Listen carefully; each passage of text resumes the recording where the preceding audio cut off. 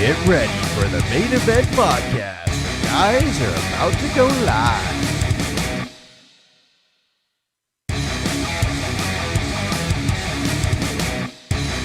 Get ready for the main event podcast. The guys are about to go live.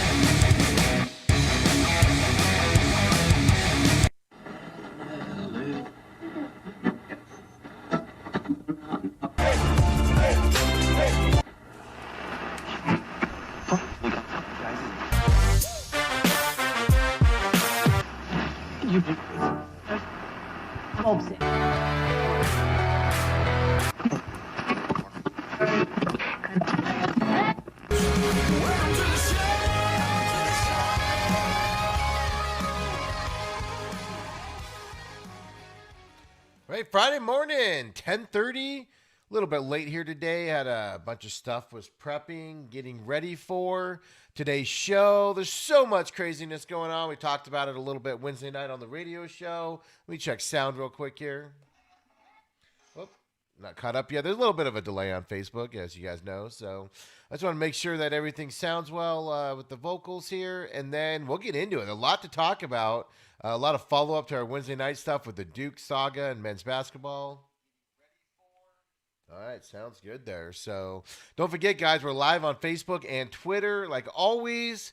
And then also get your comments on there and get them on the air. And then also you can watch the replays on here as well. And then it goes on all the podcast systems as we go along. So as you can see today, decked out in my ASU. I've been in ASU hat all week.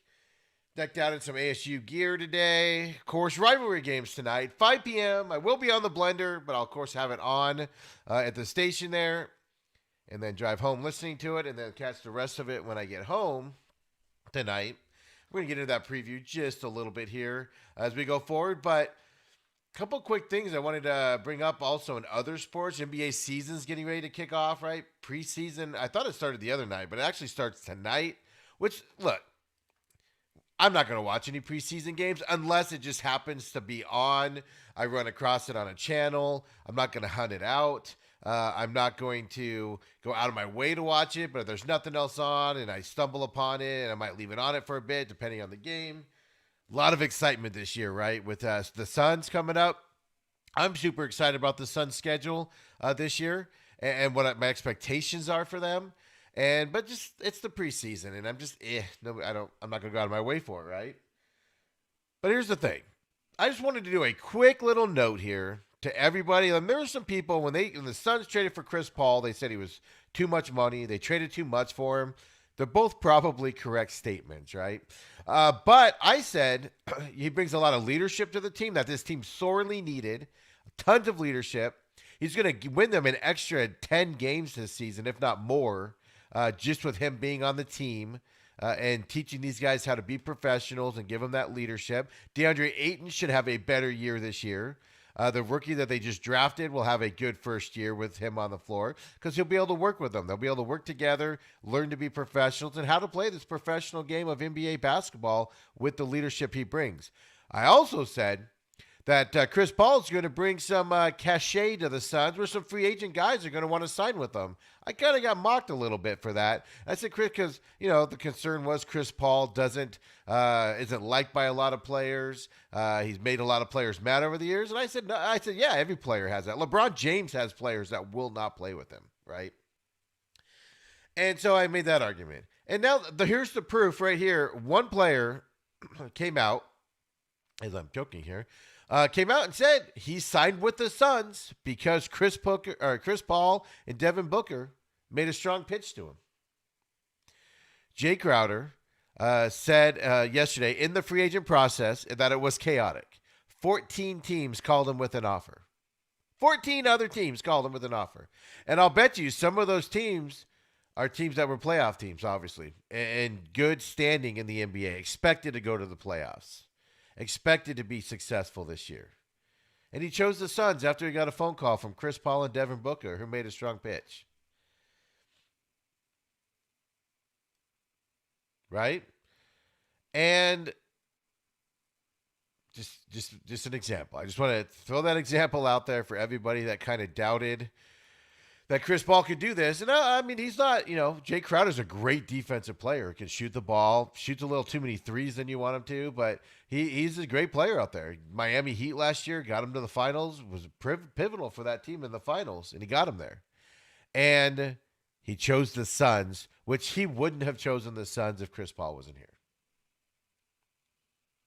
Because the expectation before Chris Paul got here was maybe they can get to an 8 seed. Now they're expected to make the playoffs. They're expected to go on a run, and then it happens. So I just wanted to send that quick note out for those that doubted Chris Paul's influence on other players in the league to join the Suns and join him at the Suns. Perfect example right there on why he does have that influence, and it's great to see. Absolutely great to see. It's been a long time since the Suns had players that wanted to come here on free agent deals unless you paid them too much. So we'll get more into the NBA, of course, preseason starting. We'll follow that. Everybody's had their media days. We talked on Monday about all the drama with Kyrie Irving and Kevin Durant. That kind of died down. LeBron said he was hurt, kind of died down. We talked about how Steve Nash, has pretty much been told, you're not our head coach. That cracks me up a lot, right, with that drama. James Harden has now come out and told the Rockets and listed a bunch of other teams you go to. The Sixers are on there. Milwaukee's on there. The thing to note on the James Harden deal is every team he wants to go to in the East. The East is an easier conference. The East is the place where he sees he can go and make a run to the finals. And that's why he wants to go to the East. And he's literally, might as well just give him every team in the East that has a winning record, which I'm sure he's done by now.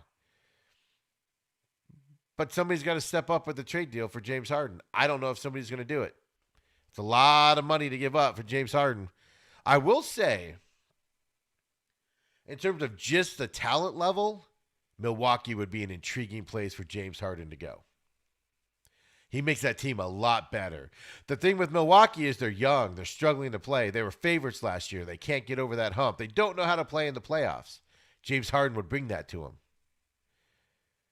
But you got to question, James Harden can also tank that team because of the way he plays. Giannis isn't going to get the ball as much underneath there, right? They're not going to move the ball as much. James Harden's going to shoot the ball a lot more, and it might be detrimental on that side. So it's an interesting case there to pay attention to. And for some reason, he ends up in Milwaukee, right? It would just be an interesting way. I don't think it's going to happen, but I'm intrigued by that option because he will make them better on paper. But him making it better, will that actually hurt them in the long run is the question, right? We'll have to wait and see on that. But let's get into college basketball here. College basketball season started. Of course, here locally on 1580, we do the GCU basketball games. They have a big game this weekend against Arizona State University. First time they're matching up in this crosstown rivalry or whatever we want to call it, right? I'm interested in seeing how Metzgard, I think is his name, the 7-footer from Grand Canyon, how he plays. He came from Wichita State, transferred to GCU. He's been dominating, but they haven't played any big teams yet. He's getting in there against Arizona State on Sunday if this game happens, because a lot of flux in college football, right? College basketball right now. He gets in there on Sunday. I want to see how he plays against a Division I big name school that expected to do good things this year. Of course, ASU last night did lose to San Diego State. They were down big at times. They didn't play defense very well. Right? High expectations for this team. Question is now becoming, a lot of issues. I mean, good teams are losing games to the early part of this season. They haven't been able to play anybody. This is their first practice against other teams. They're learning on the fly, especially Arizona State. Bagley, of course, was out, but Christopher is a young player, freshman. He's got to learn how to play the college ball. Non-conference schedule, so hopefully they can turn it around, right? They've lost 2 games here early, and they've been kind of bad losses, to be honest with you as well. So, but the thing I want to talk about, obviously, we're going to watch, and we'll break down on Monday on the podcast, the GCU Arizona State game, because I'm really curious on that. Is GCU's got some talent there. Can they stay in this game? Can they make the game close, or is it just going to be a blowout by a WAC school against a Pac-12 school? And then I also want to see how 7-foot Metzgard, the transfer from Wichita State, he's seen some big games in his day. I want to see how he plays in there also. Is he going to, exude his will underneath the basket and dominate down there? Or is he going to be non-existent because he's playing against guys that are his size and able to play with him? Which he has been playing against some pretty soft schools so far, right? But the thing I want to talk about, make fun of college basketball here, because like I said, Coach Kaczynski of Duke basketball is a basketball icon. There's no denying it. Basketball icon, successful coach. Everybody looks up to him. He has a lot of influence. And every once in a while, Coach K does something or says something to try to influence something, and he's just flat out wrong. He's an idiot, and he's trying to do it for selfish reasons. It happens. It happens to all influencers, all people relegated to this standard. And Coach K isn't wrong. I'm going to get this out up front. We don't talk about the COVID. We don't talk about the implications on life. We keep it to a sports narrative when we have to talk about it. And I'm just going to say, Coach K might not be wrong on saying playing during the pandemic, that they shouldn't be playing during a pandemic. His comments earlier in the year disagree with them, and this is the problem I'm going towards. He is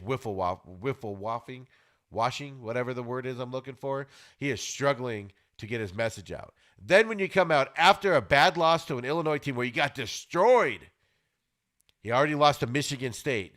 Two out-of-conference games where the Duke lost the basketball, and he comes after that game, gets asked a question about what it's like playing during a pandemic with no home fans, etc., and he comes out and says, we should be reevaluating playing in this situation. The mental health of our players is in danger with them playing right now. This is where I disagree with Coach K.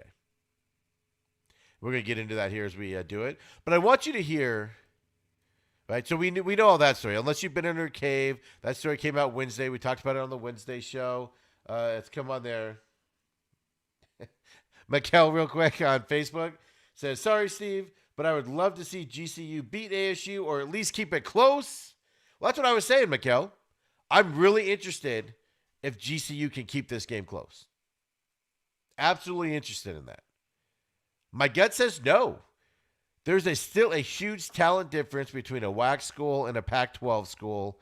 Even a lower-end Pac-12 school has better talent than GCU at WAC in the WAC conference.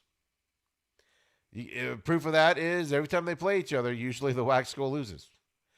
I want to see it close. I want to see how GCA can do. I'm really interested in this game for that reason. And if GCU can beat them, then that's going to prove ASU's broken right now after losing to San Diego State.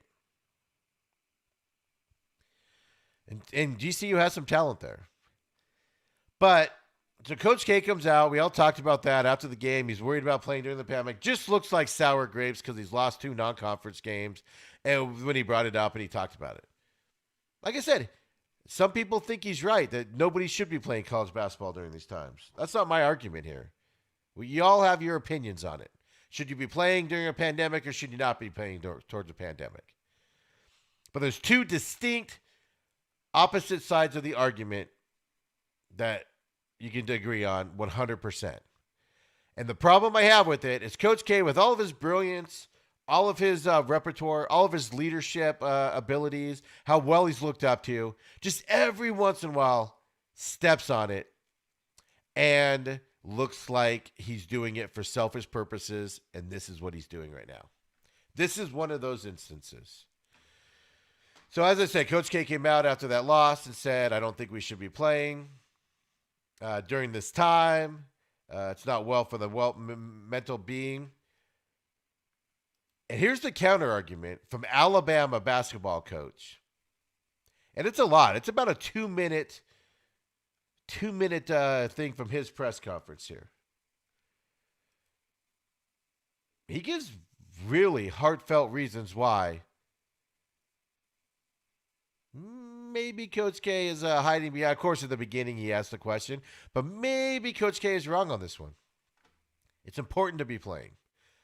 And then when we get done with this, I'm going to play Coach K's message to everybody on why they're canceling the 3 non-conference scheduled games coming up. Let's listen to Alabama head coach here, Nate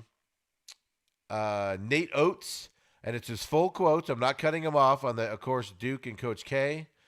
And he says something here that hits at home for me, especially on why it's important that these people that we are playing sports and people are in these environments. So let's listen to what Coach Oates has to say here. You something? I just want to know your opinion. Do you think if Coach K hadn't lost the two non-conference games at home, if he'd still be saying that? Probably not. Okay, I just wanted you to say it, not me. So I look. Here's my deal on it. I think we'd have a whole lot more problems if we weren't playing games. Like I mean, everybody talks about. Here's the other thing. If COVID's so bad, all these. I'm trying to do my best to keep the mask up. I've already had COVID, so I don't even. Technically I shouldn't have to keep it up. Nobody can get it from me. No, I'm still within the 150 days that the NCAA's recommended. I see all these other guys that haven't had it and they're masked down the whole game. It's like they got a chin strap on. So if they're really worried about COVID, you'd think their mask would be up the whole game, right? Like, I mean, so I think some of them are using, no, we should be playing, in my opinion. We 100% should be playing basketball. Nobody talks about the mental, there's a kid out of Detroit that went to another high major that I just talked to his uncle the other day because his cousin played for me in Detroit.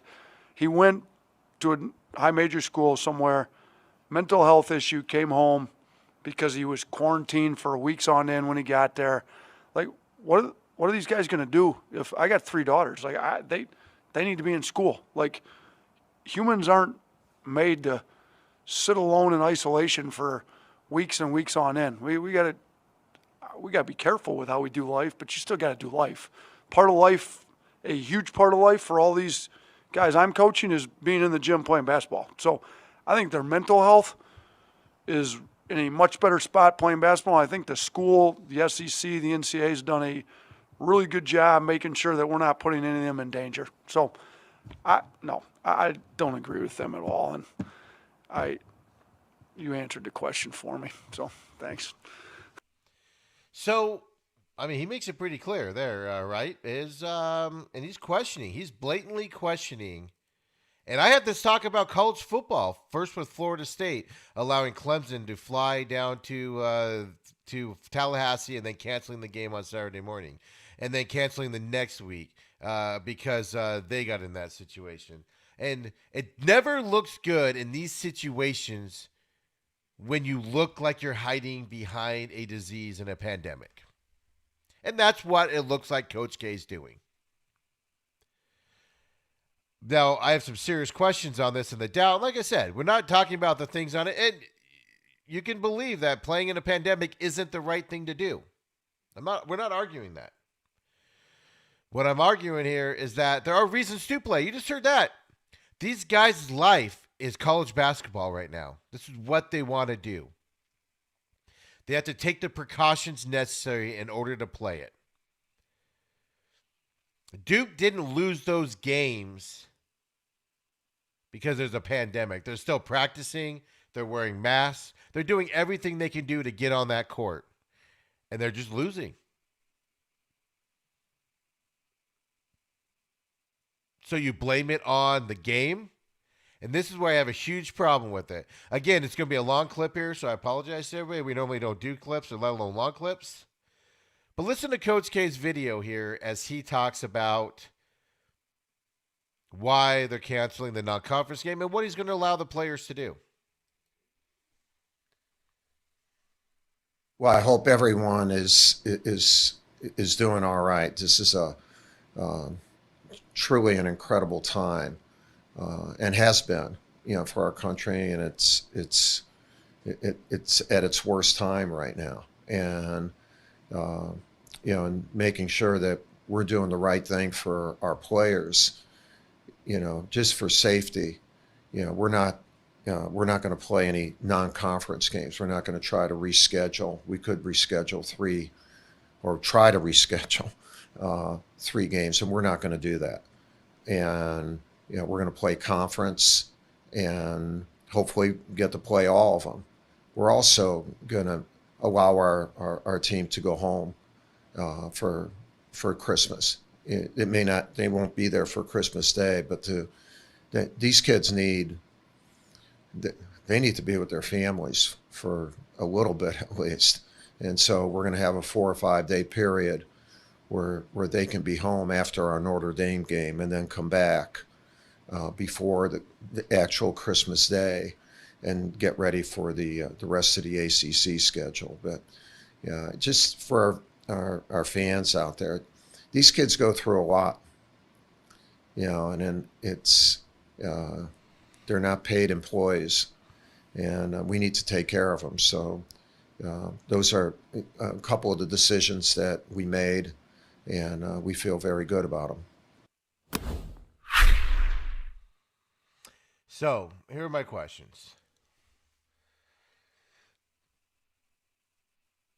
You can play conference games, but you can't play non-conference games.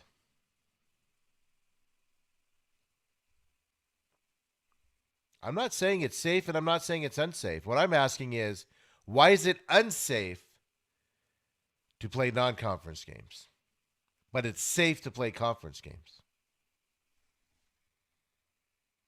Came out of his mouth. We need to do what's safe for the team and the players, so we're canceling our non-conference slate. But we're going to come back and play the conference slate. What's the difference? He plays these conference games at home, folks. What's the difference? Cancel the conference games also. Cancel your season if you feel it's that bad. Second of all, these kids are in an environment where they're tested. They're in a school environment at Duke where their classes, I'm assuming they're virtual, but they're in a situation there where they can be controlled, quote unquote, with the pandemic and stay away and be safe, not be around a bunch of other people, for instance. Avoid going to parties there. They're restricted to. You send the kids home for Christmas? You should do that every year for their mental well-being, right? This is the year they have to go home to be around family. Not other years. These are college kids. But sending them home to an unstructured environment where they can hang out with friends, go to parties, go to friends' houses where there's a bunch of people, all of that stuff, and an unmonitored environment and not be tested, how is that safer than being in a college atmosphere and playing basketball games and being tested on a regular basis and all of that? Something doesn't smell right here. And one thing I cannot stand and I do not like are these college teams and these coaches that look like they're hiding behind the virus because they're trying to hide how bad their team is and they're going to lose. I had a problem with this with Florida State and other schools that have done it, and I have a problem with Duke doing it. Coach K looks like he's using this virus to hide behind a bad team. They're going to lose a lot of games this year, folks. They're not a good team. And he's blaming the virus now early for the reasons why they're going to do it. And Alabama's head coach certainly doesn't buy it. Nobody else is having problems playing when they're able to, doing everything. I don't like it. I don't like when these guys hide behind the virus as an excuse. And you know what? Here's the weird thing about it. If he wouldn't have done this right after that loss, immediately in the press conference after that bad loss to Illinois, we wouldn't even be talking about it. We would probably be applauding him because he needs to do what's best for his school.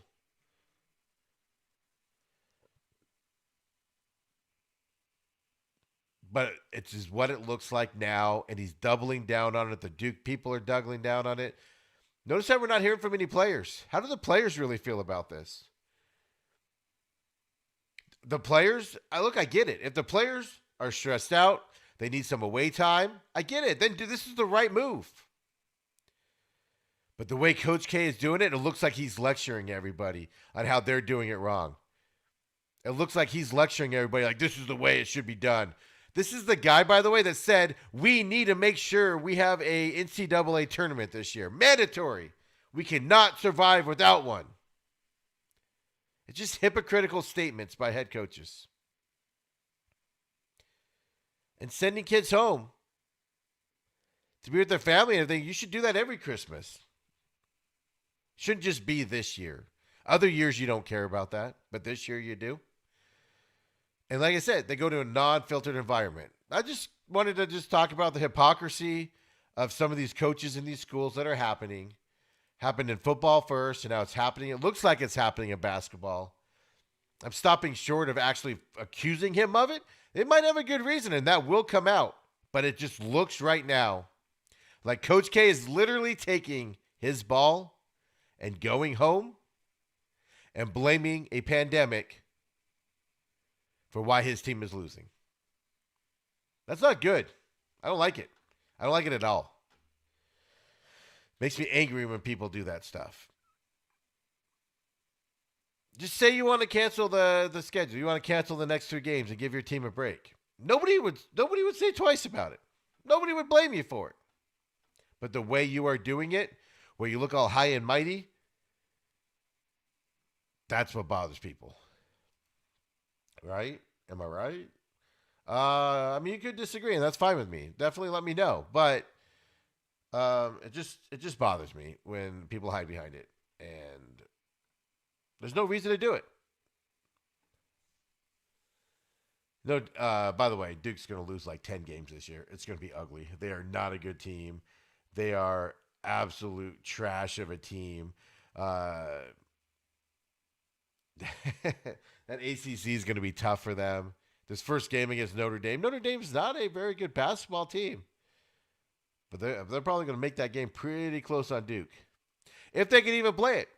Let's see. Are there going to be spikes? How bad is this going to look if Notre Dame or if Duke sends their players home and they come back and a lot of them have COVID and get COVID being at home? And they could trace it back to being at home. So they can't play games moving forward. How bad is this going to look for them? Going to be interesting subject to watch, absolutely. And the grand scheme of things going into this is just an interesting time. It's an interesting perspective on things to look at, no matter what side of the frame you're on. It's a good case study, whether you're on the side of Coach K or you're on the side of everybody else who wants to keep playing for the mental health reasons and all of that. It's going to be an interesting way to follow it, and that's all I'm trying to convey on it. You know, I try not to let you guys know what my thoughts are on this thing. But I like these dynamics and what's happening and see where they go. I'm fascinated by them. Let's get into some college football, some good old stuff here, right? So this weekend, a lot of rivalry games, of course, ASU, U Arizona, the Territorial Cup tonight, 5 p.m., ESPN. I'll be on the blender for the first hour of it, then drive home while listening to it. Probably get home a little after halftime and watch the second half at home. This is the first college football game I've kind of been excited about all year. And by excited, I mean I'm looking forward to watching it is what I'm getting at here, right? So we got, of course, our 5-game pick'em.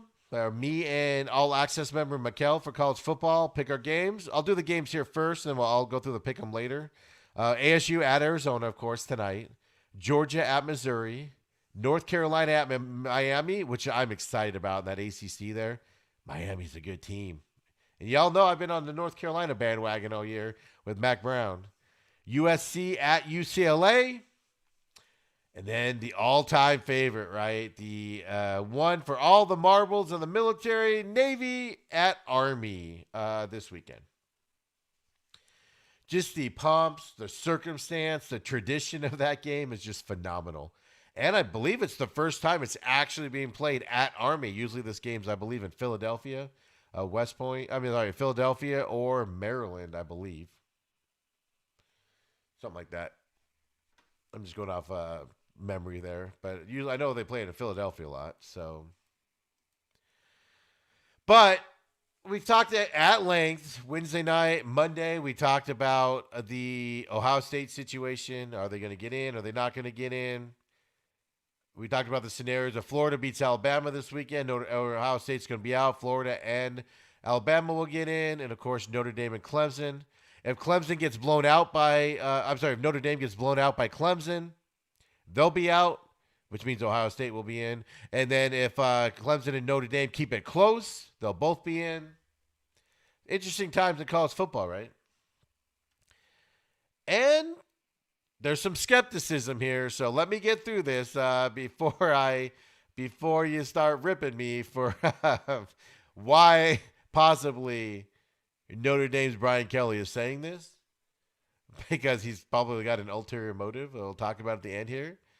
But did you guys see Brian Kelly came out and he said 10 or 11 games is a lot different than 5 or 6. That's what I've been saying. Huge, huge difference. I've been reading all week all these Ohio State fans and all these media people that like Ohio State have been saying it's actually harder for Ohio State to win 5-6 games with all the off weeks. They're not going to be as gelled as an Alabama is going into the playoffs. It's going to be harder for Ohio State in the playoff. Stop the nonsense, fools. Nobody's buying it. It is a distinct advantage to only play 5 or 6 games. You go in the game more healthy. Knock off with the foolishness. It drives me nuts, all these people making excuses for Ohio State. So these games will be next weekend on the 19th. So we'll definitely talk about it next week here on the podcast. Because it's, number 2 Notre Dame will rematch against number 4 Clemson in the ACC championship game. I am interested in seeing how Notre Dame plays in this because, like I said, they had to go to 2 overtimes to beat Clemson last time at Notre Dame with the best player on the field out, Trevor Lawrence. Notre Dame has never played in a conference championship game because they've never been in a conference. They're an independent school, as you all know. Here's the other thing interesting about Notre Dame. No other program owns a win against a then number 1 football team. Of course, like I said, they won 47-40 in double overtime in November. They're undefeated. Notre Dame is a 7 to 9 point underdog next weekend in most Las Vegas sports books.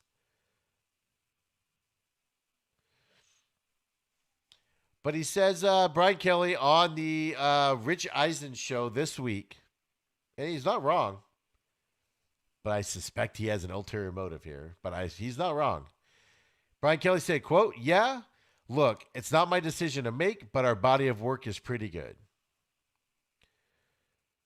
He's talking about, of course, his football team's schedule, is how they played this year. They're undefeated. They beat everybody.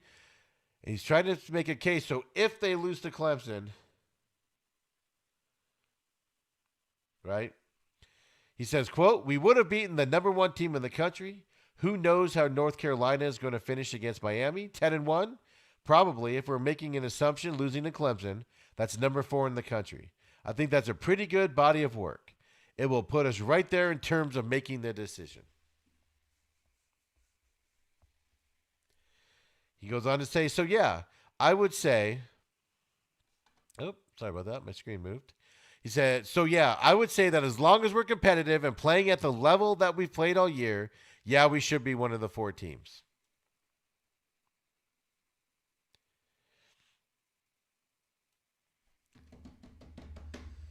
I don't think there's any question. Notre Dame keeps this game close, they're in. Because it'll be their 1 loss. And they lost to a number 1 team number 4 team in the country, but they beat the number 1 team and then lost to them in a rematch. As long as it's close. And by close, 10 points or less. Maybe 14. If they lose by 20 or more, Notre Dame's out. But here's the dilemma, right? This is my argument the whole time. And Mikkel on Facebook comes out and says, yeah, fools, stop the nonsense, babies. There's a lot of quotations there, Mikkel. So, here's my thing, right? Notre Dame's 10-0, beat the number 1 team in the country. They're the number 2 team now. They lose this weekend. Clemson's going to go to the number 2 spot if they win and beat Notre Dame next weekend, They're 10-1, and they lost to Clemson, who is a very good team, and they beat them once. Can we make the same argument for Texas A&M? If they win and go 8-1, they lost to the number one team in the country in Alabama. Why is this argument not being made? People want a 5 or 6 win Ohio State team where the rules are being changed for them repeatedly to go into the conference playoffs. When Texas A&M lost to only one team, that's the number one team in the country. Played more games, went through a harder schedule. I mean, there's so many examples here of just hypocrisy on the medias and the college football landscape. It's ridiculous. How can you say Ohio State deserves to go in with their schedule and tell Texas A&M they don't, but then put Notre Dame in if they lose to Clemson? Very similar scenarios. So we'll see. It's exciting. It's going to be fun to watch. If you want to know my actual opinion on this, because I know people say I have a lot of hate for Ohio State, which I do. I can't stand them. I hate the school altogether. A bunch of whiny crybabies. They'll go to the playoffs. They'll lose in the first round. And you're already seeing it all there. Everywhere, everything you read is it's harder to win 5 or 6 games with having all this unscheduled missing games and everything and to stay undefeated. It's harder. Our team hasn't gelled yet because we haven't played as many games. You're already seeing these lousy, stupid excuses from Ohio State fans and media on Twitters and all that stuff on the national broadcast. So Ohio State gets to the playoffs. They lose in the first round because they'll play Alabama. They're going to be the 4 seed if they get in. They're going to lose to Alabama. And then they're all going to go, oh, it's because we only played 5 or 6 games. We weren't very good. We should have been better. Shut up. Seriously. It's freaking annoying. But you guys really want to know my opinion on this? Because I haven't never given it. But I get a lot of people that tell me. I've had several people tell me I just hate Ohio State. I don't want them in. I think Ohio State's getting in. They're going to be the 4 seed.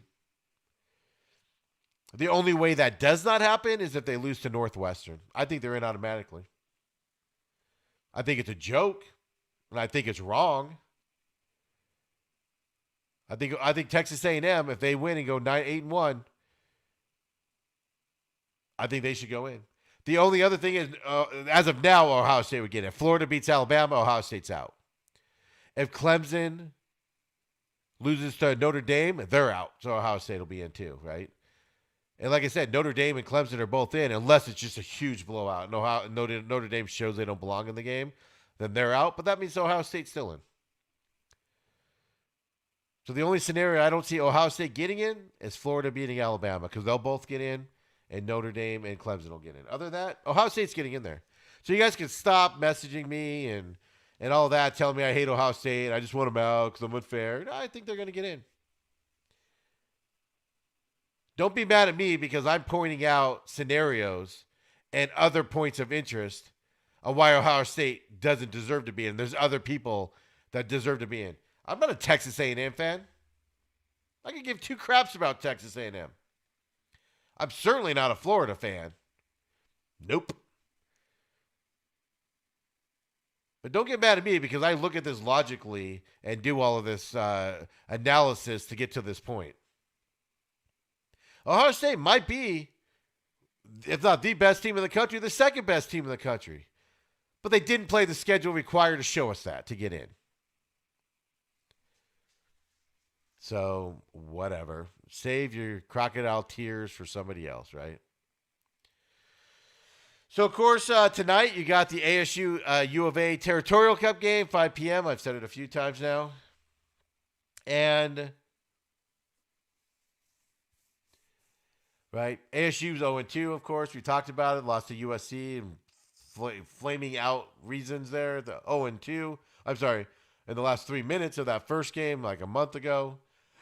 They lost on Saturday night to UCLA, where they started off horribly. Were down by 14 at halftime. Came back. Ultimately lost the game, but they haven't won yet. Only their 3rd game of the season. So if ASU loses to U of A, I'm just going to say it's because we only played 3 games, man.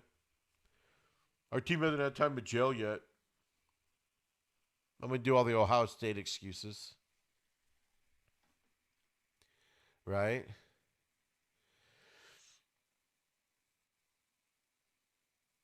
as we talked about before, I mean, ASU finished its first game because it was a 9:30 kickoff against USC, that first game of the season for them. And before, I mean, they finished their first game before any other Pac-12 team started their season. Then they had to sit out 3 weeks. Back in the thing last year.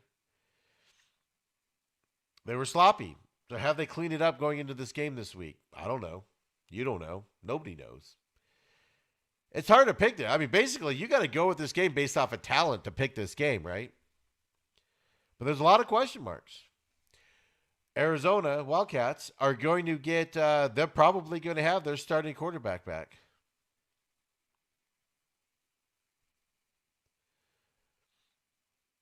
They're not announcing it or anything. But he might be back, which means Plummer will be on the bench. That changes that Arizona offense a lot. It's a different team.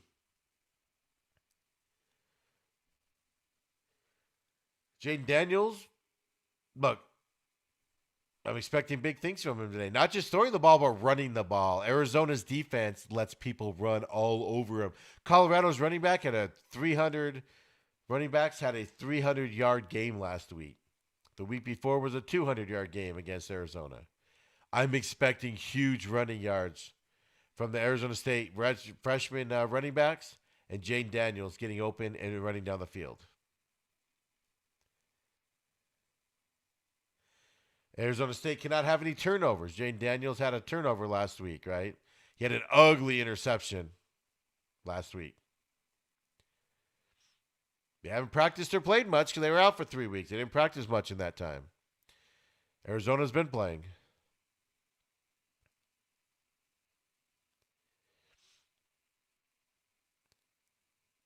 Frank Darby was out for most of that USC game.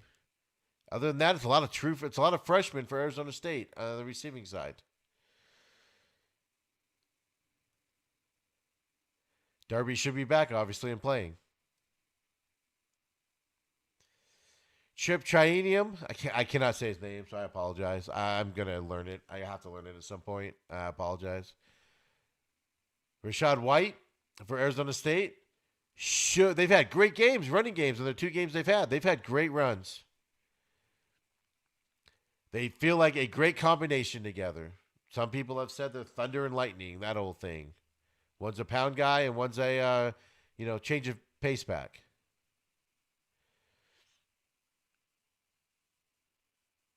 I'm expecting huge things from the running game tonight. Huge.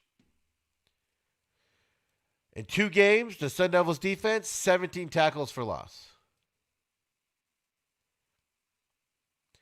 Evan Fields, one of the best defensive backs in the college football.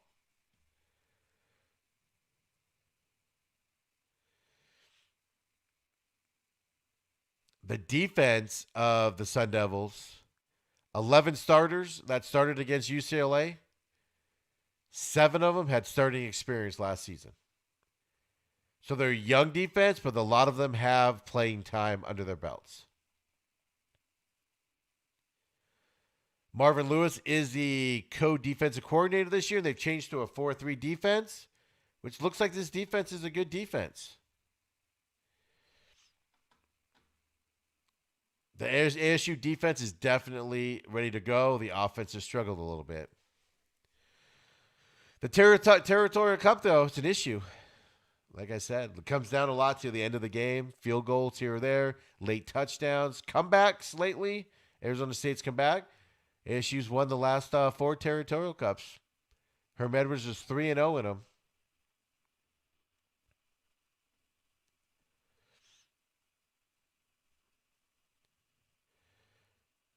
ASU did make a change on the field goal kicker in the UCLA game. Herm Edwards did say this week, I think it was Monday or Tuesday, he said that they're going to play their field goal kicking. Who does it? They're going to play it by ear. Practice will have a lot to do with it. Right? You have that question mark for the Sun Devils. Can you rely on the game, right? So does ASU keep the Territorial Cup, or does Arizona get it back for the first time since 2016? Arizona has lost 11 straight games for their football team. 11. They haven't won in 11 games. That's a lot.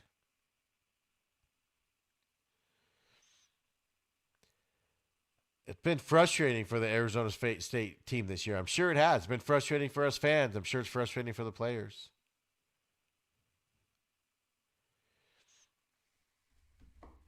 Like I said, Grinnell, U of A, starting quarterback, shoulder injury. He might be back tonight. I'm reading stuff saying they're expecting him to be back tonight. And if he's back, it's a different team than with Plummer back there. I also hate that Arizona has a quarterback named Plummer. It drives me nuts. Right? That's our name. Dang it. No fans, of course, this weekend, so you're not going to have all the rampant F-bombs and name-calling by the Arizona fans. Going to be a little bit more quiet for everybody.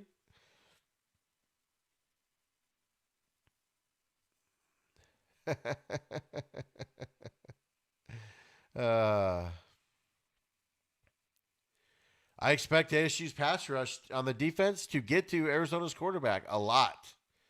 I expect them to shut down the running game of Arizona pretty easily.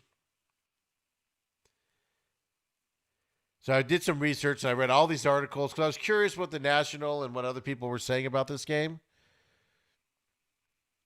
It's pretty consistent. But I kind of summed it up. Here's the reasons why a lot of people gave while Arizona win. So I mean, College Football News, Sporting News, ESPN, AZ Central, all of these. I kind of just summed it up.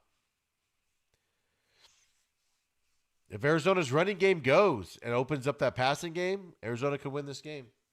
I don't think it will. I think Arizona State's front seven going to dominate the line of scrimmage and keep the running game in check. It's going to make them throw, but they're going to have to throw fast passes.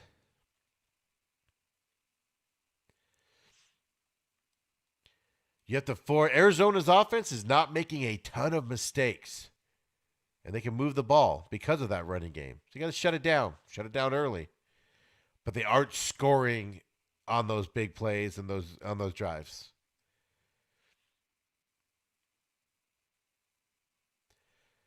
Keeping them from scoring on those when they get a long drive like that, keeping them from scoring is huge.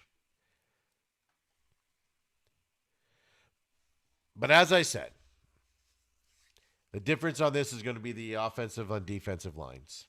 Arizona State's going to dominate Arizona in these aspects.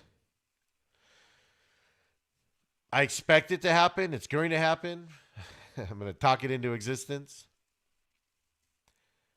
I don't think this is going to be a weird Territorial Cup game. I think this is going to be a standard football game, meaning you're going to see Arizona State dominate on the lines, which is going to open up the offense. It's going to keep the defense fresh on the field because there's going to be a lot of issues with Arizona moving the ball. Not a lot of turnovers in this game.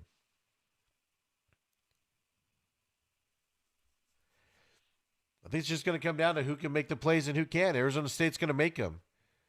I think it's going to be a 30-17 ball game tonight. 30-17, folks. Arizona State keeping the Territorial Cup.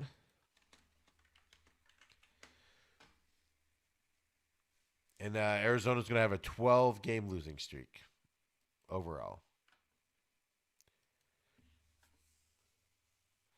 Arizona State is favored. Last time I looked, 11.5 points. That covers that, obviously. So that's what I got for this tonight. I'm excited for it. Hope y'all are too. Hope you guys all watch it. Friday night, 5 o'clock. Get home from work, settle down, get some dinner. Watch some college football tonight on ESPN. I'm excited for it. I really am. Good times. So on the 5-game pick'em, like I said, I do with Miguel from our All Access crew. And I head-to-head. I started off 0-4 that first week because the UA game against Colorado or Utah was canceled, so we only had 4 that week. After that, we've been doing a lot of 3-2s. He's got 4-1 last week, I believe. We'll have the totals coming up here as we go. But of course, I gave you the games earlier. ASU at Arizona, Georgia at Missouri, North Carolina at Miami, and USC at UCLA. And then, of course, like I said, you got to have Navy at Army in there. One thing I will say,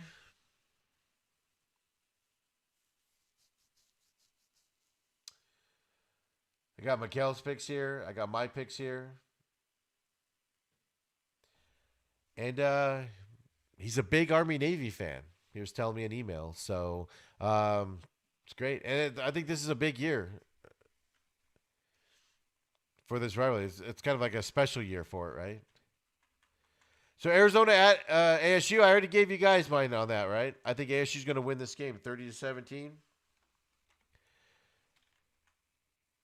One thing I am worried about in this game, I didn't mention because I'm trying not to speak that into anything, but I'll mention it anyway, is I'm a little worried. ASU has a 30-17 lead.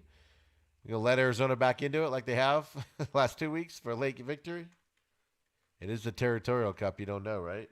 But we both have ASU winning. Georgia at Missouri. I was trying to find ways to pick Missouri in this game, but you can't. Georgia's playing well right now in that SEC. Mikel and I both have Georgia winning this game over Missouri. Missouri, of course, ranked 25. Been playing pretty good the last few weeks. The problem with Georgia is you shut down that passing game. That quarterback doesn't have too many people to throw to. You shut down that or make him throw the ball more than running it, and Georgia could be in trouble on that, but I still think they can pull it out. North Carolina and Miami. Actually, besides the ASU-Arizona game tonight, I'm excited the most for this game this weekend. North Carolina at Miami. At Miami, no less, folks. Miami's a heck of a team this year. They are better than you think they are.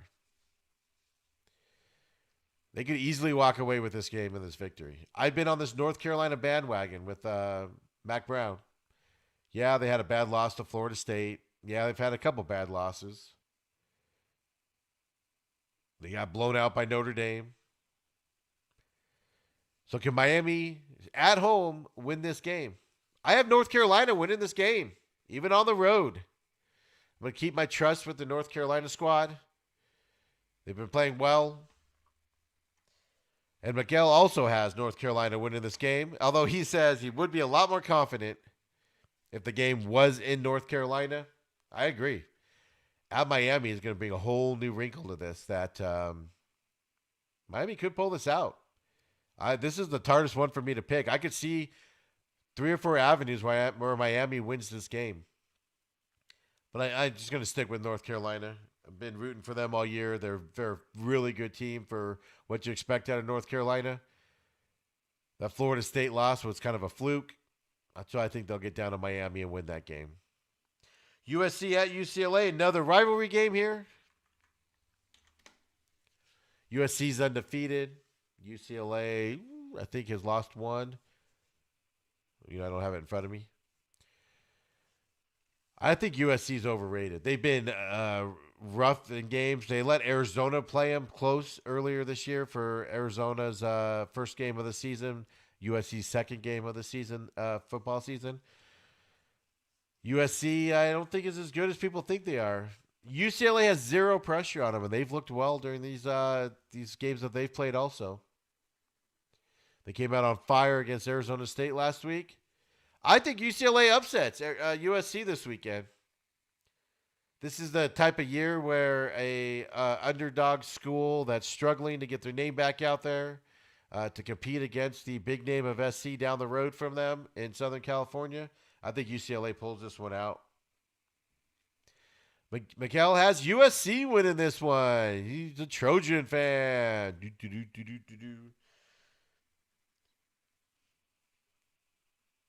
I'm just going with my gut on this that USC is just gonna fall on their face like they do. Then we got the Navy at Army game. Woo-wee. Like I said, exciting little game here. Playing at West Point, I believe, this year. And this game kind of is an easy pick 'em, though. This is the problem with it. I'm familiar with Army this year, but I'm not familiar with Navy this year. And Navy is not very good. Being a rivalry game, though, you never know what's going to happen, right? I have Army winning this game. I have them winning it pretty easily over the midshipmen. I think that's Navy's nickname there. Mikhail also has Army. He's sticking with his squad. Of course, came out of the Army there. 20-year Army retiree. Excited about this game. He's sticking with the home team there with the Army, winning it. And I don't know. I should have looked this up. I don't know how the crowd's going to be there this weekend and everything. That's such a sight when they have all the, all the cadets out there rooting their teams on and things like that. It's great. It's great to see. It's fantastic. So we talked Wednesday night, other football news. We talked Wednesday night about LSU imposing a bowl ban when they're not going to go to a bowl game regardless. We made fun of that a little bit on Wednesday night. Of course, that podcast, if you missed it live, is up now. Boston College is also saying no thanks to a bowl bid now.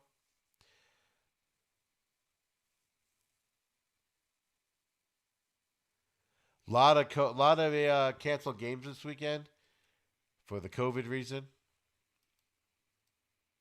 course, Michigan, Ohio State, we covered that. Ohio State is going to go to the championship game next weekend against Northwestern.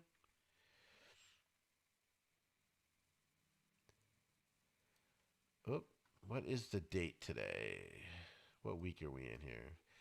I want to get to other games really quick this weekend in college football, and I went to the wrong week. That's championship week next week. So I'm like, why is there a bunch of to be determineds on there?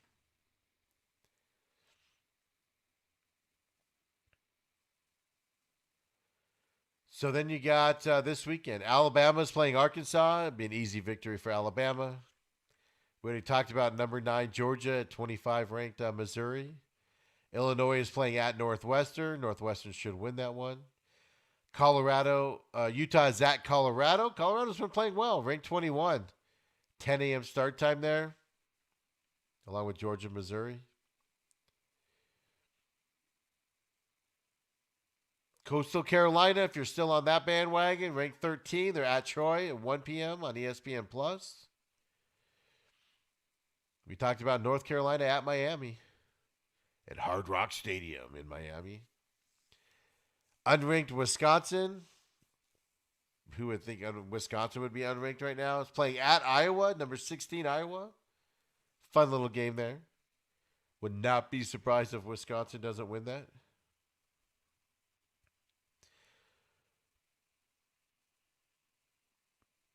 How about this game? Tennessee at Vanderbilt, 2 p.m. on the SEC network on ESPN.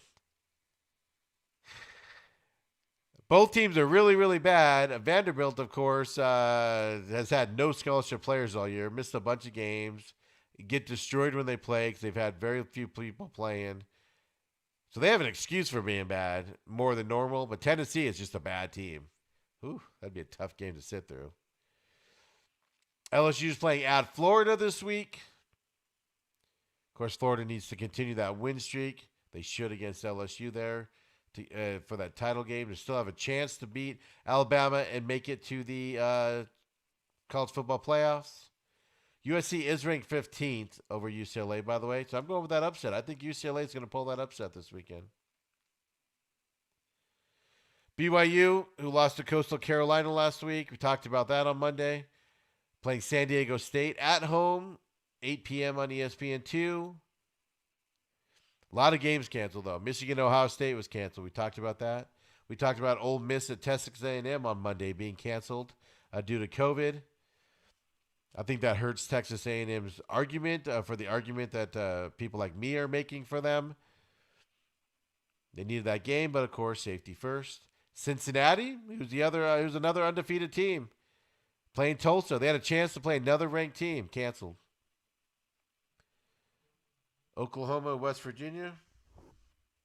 Canceled. Purdue at Indiana is canceled.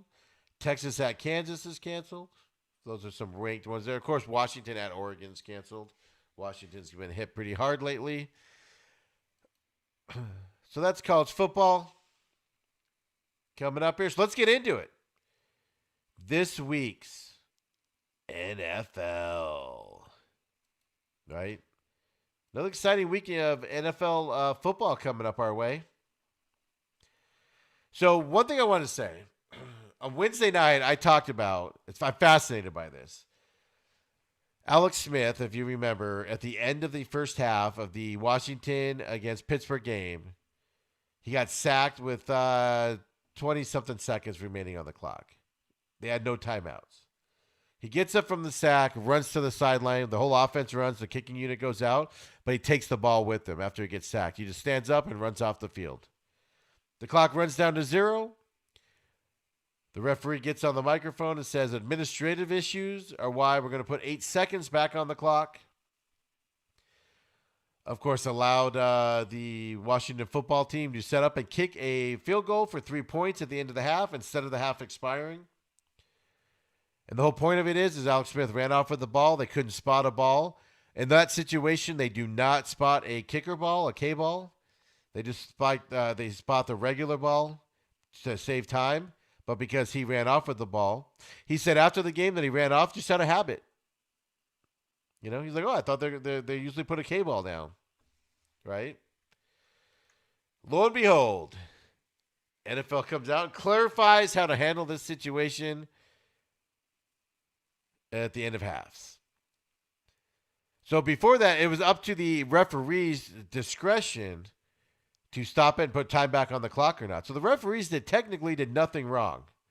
They couldn't get another ball out there quick enough. Clock ran down. They didn't have a ball there. So they called it. And they said 8 seconds back on the clock to kick the field goal. So, let me get through this here. So normally, you know, in that situation, Alex Smith would be tackled, right? He would stand up. He would spot the ball himself before running off to speed up the time for the ball to be ready to go. But like I said, instead he ran off. So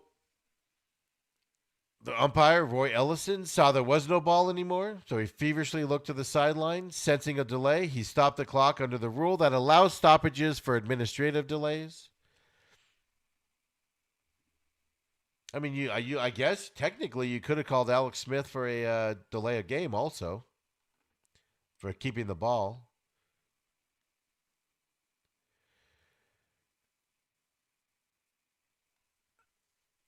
But there was no intentional manipulation of the clock. In normal situations, you would just take the ball off because they're going to put a K ball in there.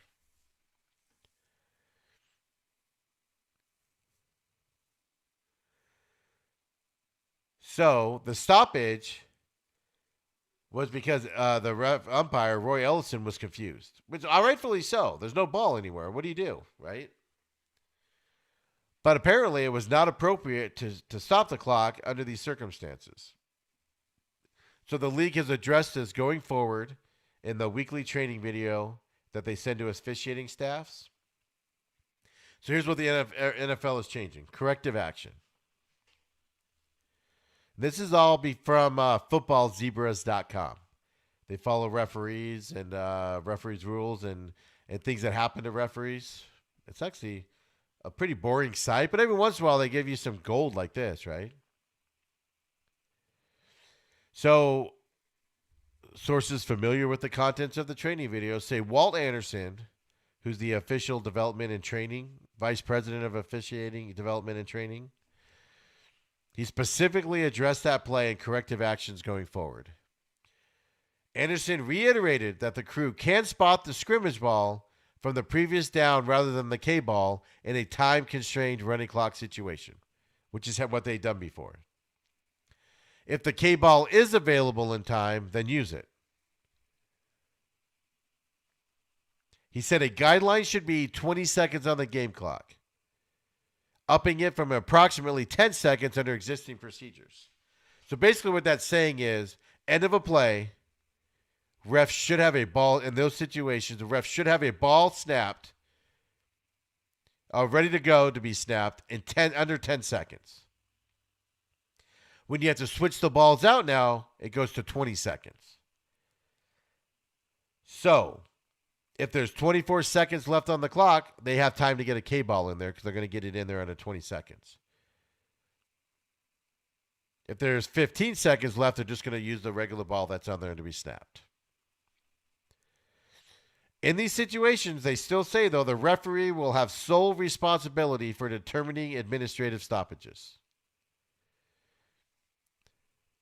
Which is what he did. That's what he did. But here's kind of where he went wrong, as from what I'm reading. He says, in the case of an administrative stoppage, the clock must resume as soon as possible. Had an administrative stoppage been appropriate on this play, the clock should have been wound about 3 seconds later when the new ball enters the field, and that any official could have done so. There would not be a conference and an announcement by the referees as was done here. So what the NFL is saying now is if you have to stop the ball, if you have to stop the clock in this situation to get a ball in, the second that ball hits that field, you run the clock. Of course, what these referees did, they got together, they talked about it, then they did the announcement. Gave them even more time to get ready. Teams are going to be informed of the 20-second benchmark now, and that there will not be an administrative stoppage in this situation. So it looks like Alex Smith inadvertently created a situation here where they got to take advantage of it.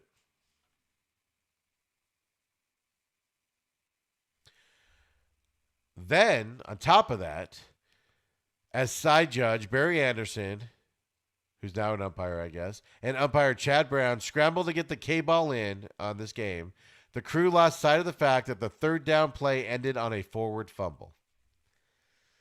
So anytime there's a forward fumble under 2 minutes, the ball returns to the fumble spot by rule. You can't fumble forward and get that advantage under 2 minutes.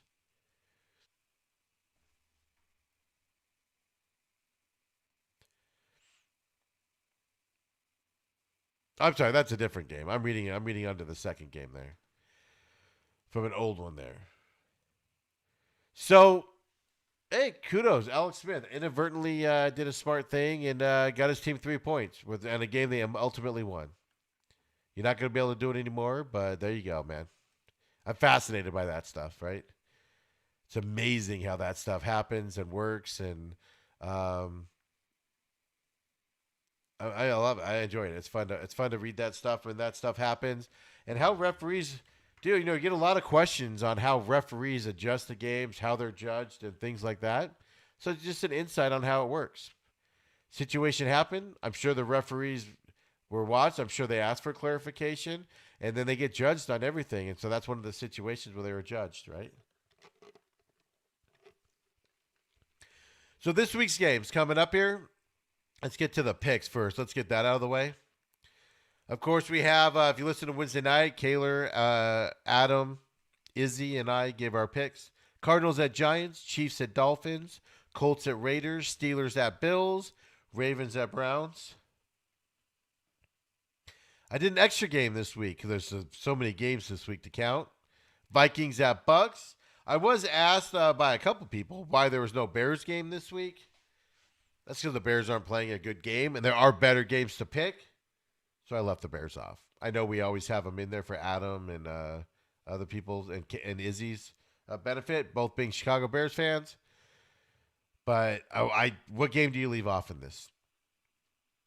These are all important games. The Bears game, unfortunately, was not, so that's why I left them off. So all of us, Kaler, Adam, Izzy, and me, all have the Cardinals. We all have the Chiefs. We all have the Colts this weekend. Kaler and Izzy have the Steelers. Adam and me have the Bills. Adam and me have the Ravens. And Kaler and Izzy have the Browns. Adam, me, and Izzy have the Bucks. And then Kaler has the Vikings this weekend, being the lone guy on the Vikings for the host. So intern got her picks in. She has the Cardinals. She's going with the Dolphins this weekend. Her email said, why not? So I guess that's best attitude ever on that, right? Colts, Bills, Ravens, and Buccaneers. So on there. Miguel got his picks in here as well. Let me load that up real fast here. He has the Cardinals. Good pick. Chiefs, Colts, Bills, Browns. Going with the Browns. And the Bucks for the bonus round this weekend. Now, if you listened to the blender yesterday, I have to address this. On the blender, I switched my pick to the Browns on the gridiron picks. I'm still undecided on this game. So as of now, I'm keeping it as the Ravens. I think the Browns might win this. So I might reserve the right to change this to the Browns again because I've already got two different picks out there. But as of right now, I'm announcing it here. If I change anything different, I'll put it out on Twitter at the Main Event Pod. But I'm going to stick with the Ravens on this one. If I change it, I'll change it on gridiron games, but I'm not going to change it on here. I'm going to stick with the Ravens on here is what I'm getting at. So that's everybody's picks this weekend going forward. Like I said, a lot of good games this weekend. That were kind of hard to pick. That Ravens-Brown one's the hardest one for me right now. It is, I can see it going both ways. I can talk myself into both of them winning. Of course, last night, the Rams beat the Patriots. And the gridiron pick'ems from 1580, the Fanatic. I picked the Patriots to win that game last night. Oops. Rams are so good right now. So, whatever. 9-4 Rams now. This weekend, you have, as we talked about, Vikings at Buccaneers. It's my bonus game. Cardinals need the Vikings to lose. It's at home. The Buccaneers are coming off a bye. Buccaneers defense, I think, is going to be the difference in this game. They're going to keep Dalvin Cook kind of bottled up a little bit, which means Kirk has to throw some balls and win the game for them.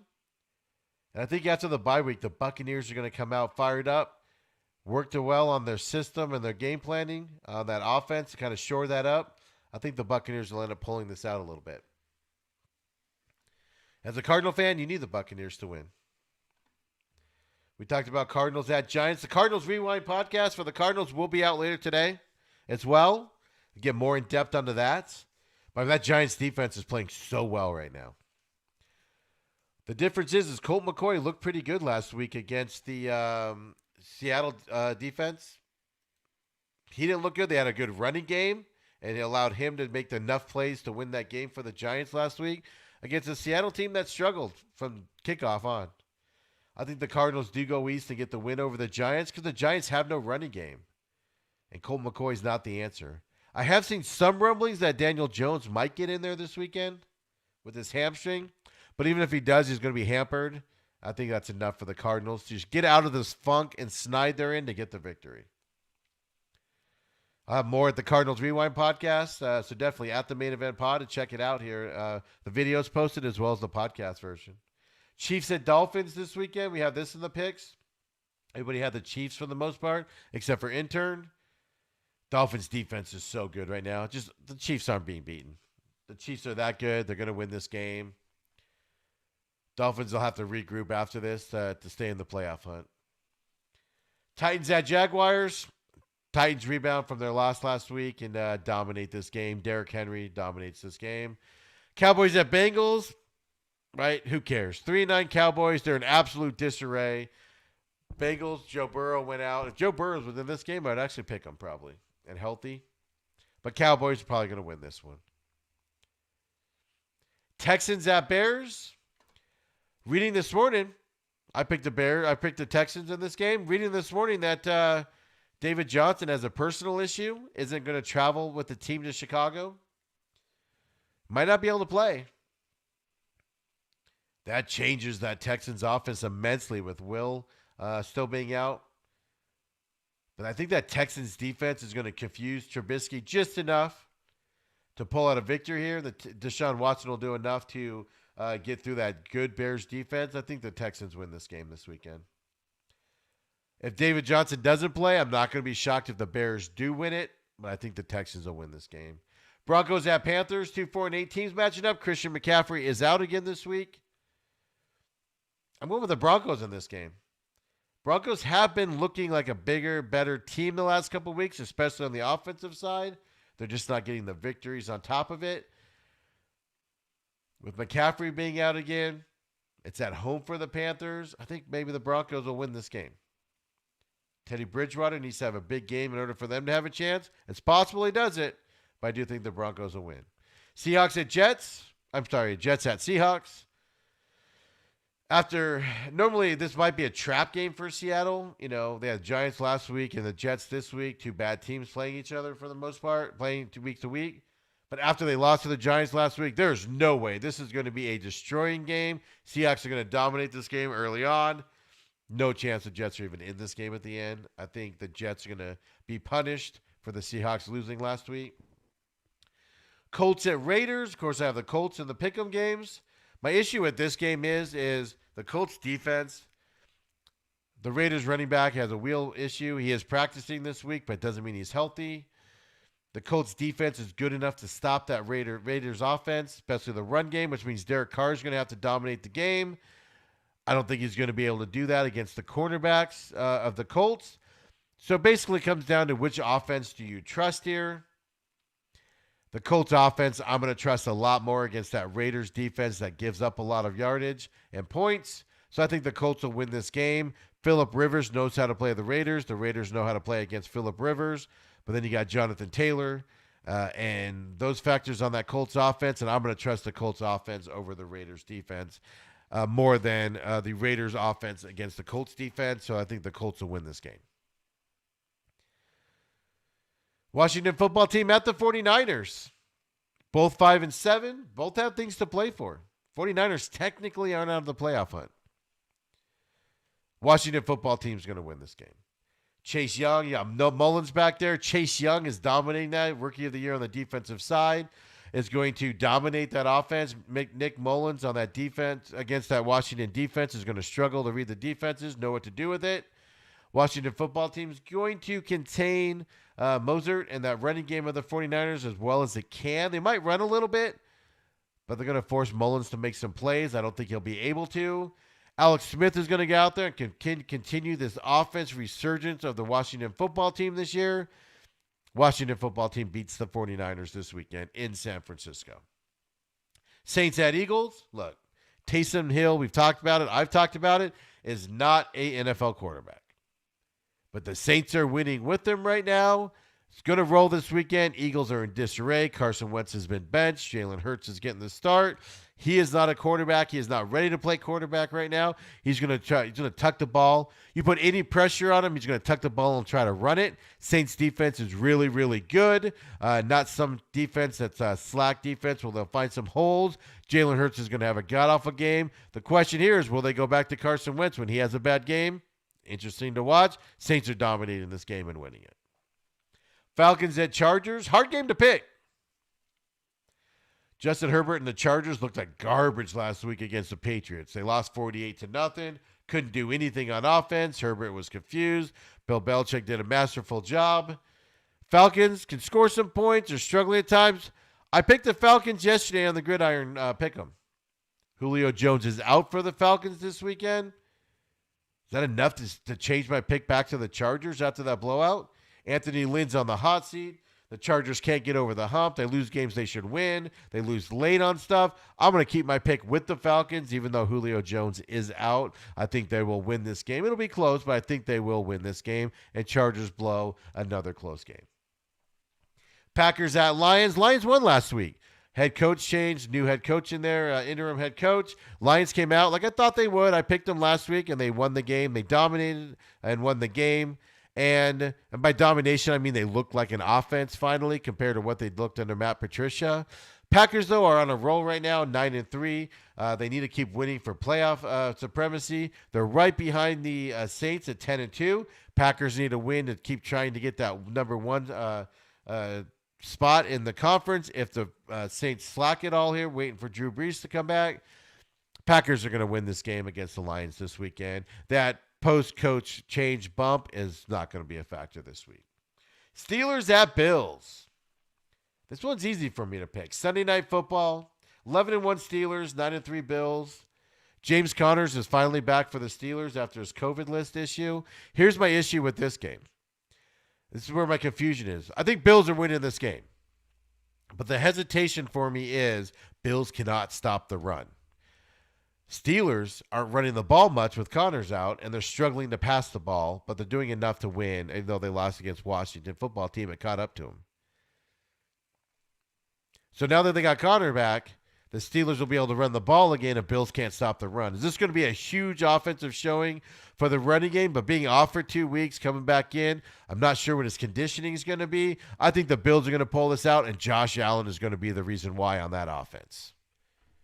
I think the Bills are a better team. They're a top 2 or 3 team in the AFC there, right? So it goes Chiefs, Steelers, Bills. The winner of this game is going to show who's second, even though the Steelers would still have a better record if they lost. But I think the Steelers and Bills, I think the Bills are the better of the 2 teams there. Bills are the second best team in the AFC. Right now, today, I think there's no doubt about it. And it's in Buffalo where the wins and all that's going to be going crazy. Another hard game to pick. We talked about it. Ravens at Browns. Like I said, this is the hardest one for me to pick because I picked the Ravens on Wednesday night. I picked the Browns yesterday. I switched to the Browns after reading some stuff on that. I'm confused. Are the Ravens the team that they were before and how they played against the Cowboys last week? I'm not sold on the Browns. I think the Browns are kind of ideal. The Browns defense with Myles Garrett back there is really, really good. But the Ravens defense is really, really good when healthy, and they're finally healthy again. Can they shut down Nick Chubb and make Baker Mayfield beat them? I think they can do it. The question that you have is Lamar Jackson back with that Monday Night Football victory over the Cowboys? Or is that just a fluke game and a tease game? This is where the confusion lies. You know what? I'm going to stick with the Ravens going forward this week. I'm just going to stick with the Ravens over the Browns. So definitely let me know your guys' picks and everything as well as we go forward. I mean, we're getting down to crunch time here. There's a lot of must wins. This Arizona Cardinals game is a must win for the Cardinals going into this weekend. You lose this game and you have to win out and hope some other things happen. Whereas if you win it, especially if the Vikings lose, you get a little bit of breathing room to make a mistake going forward, right? As I said, wide receiver Julio Jones is out versus the Chargers with his hamstring.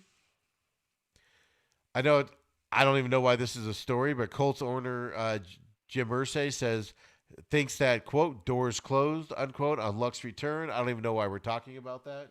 Don't even know why that's an issue.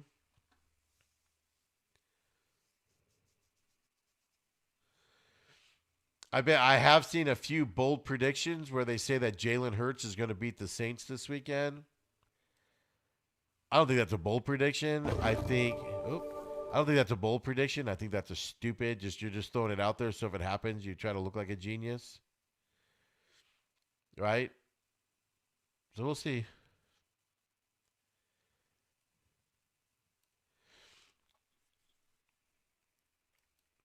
I don't know. I don't know where people come up with this stuff. Maybe they're right. They'll look like geniuses if they're right. Richard Sherman comes out and says he doubt he'll re-sign with the 49ers in 2021. Why that's being brought up now on December 11th with 4 or 5 games left in the season. I don't know why he has to announce that now. It drives me nuts when players do that. But one thing here, according to NFL.com, 6 players could be thrust into bigger Week 14 roles. When you hear the word Jalen and Philadelphia, you go back to the veterans. Steel Curtain 2.0. Vocals going here. That was weird. Gotta love ads. They have offensive linemen on this thing, right? Jalen Hurts is on this list. So they have Dallas Cowboys, Terrence Steele, offensive lineman, because he's replacing Zach Metcalf, who's going to be out. Colts, Chaz Green, offensive lineman. He's replacing LaRaven Clark with his Achilles. That's their third option at left tackle there, so he's on the list. Jalen Hurts is on the list, of course, replacing Carson Wentz. Like I said, some people are picking Carson Wentz and the Eagles to beat the Saints this weekend. It's possible because Taysom Hill is not a good quarterback, so, you know. Outside linebacker, inside linebacker. Yeah, it's all linemen and how they're going to replace people. That's a worst of a list. I can't believe I clicked on that to talk about it. So exciting week in NFL. So of course, guys, I appreciate everybody listening. at SMAC 500, SMAC 500 is the personal on my social medias. At the Main Event Pod is where we post the videos, of course, and also the all the show notes and all that fun stuff and articles that we find during the week. Big Steve's thoughts as they come out. It's been kind of quiet the last week or so. Not a lot of exciting stuff going on. And I rant enough on here that I didn't put it into the thoughts. Mikkel on the Facebook says, Boomer Sooner! Baker, the touchdown maker, is back. Maybe. That wasn't very convincing there, Mikkel. Like, you got to stick with it or not. Not to add that maybe at the end. That's the league. If they had a decent quarterback that you could trust back there for the Browns, I think the Browns are a really good team. I'm not sold on Baker at all. I think he's the weakest link on there. And anytime your quarterback is the weakest link, that's not a good thing. Right? So let me check here, see if any headlines have hit here in the last hour or so while we have been having a little fun here on the show. Oh, Mike McCarthy says better days are ahead for the Cowboys. Well, that's good to know. Hope so, because they were winning eight games before you got there, so they didn't hire you to go backwards, right? Kyrie Irving was fined by the NFL or the NBA because he said he wasn't going to talk to the media anymore, and then he went on Kevin Durant's podcast and, of course, made all those comments we talked about earlier in the week. It's pretty funny. Steelers moved their center, Pouncey, from the COVID-19 list, so he will play this weekend, it looks like. Of course, Larry came back for the Cardinals this week. Oh, and the actual quote for Richard Sherman, I don't know why he's bringing it up now. He said it would take a miracle, unquote, to sign with the 49ers again in 2021. The salary cap's going to drop. And 49ers aren't going to have much space to re-sign their many pending free agents. So Richard Sherman said he believes this could be his third and final season with the team. I don't know why you're announcing that now. It's stupid. You're in the middle of a season. I don't understand it at all. I don't get when players do that. Why bring all that crap into the locker room, right, on there? So everybody, thanks for listening. I appreciate it. I'll be on the Blender later on today. Of course, go Devils. Tonight... Yeah, I am going to change. I'm going to have the same hat on. This is my ASU Territorial Cup hat week I wear. But I'm going to change from this shirt. I got a nice polo shirt with the pitchfork on it. I'm going to change into for the Blender here when I head up there in a little bit. Of course, Cardinals Rewind will be posted here in a little bit as well, so keep your eye open for that. I'll get the audio to the podcast system of this up on there for everybody that wants to listen there. Appreciate it. SMAC 500. At the Main Event Pod. Give us a follow. See you on Monday.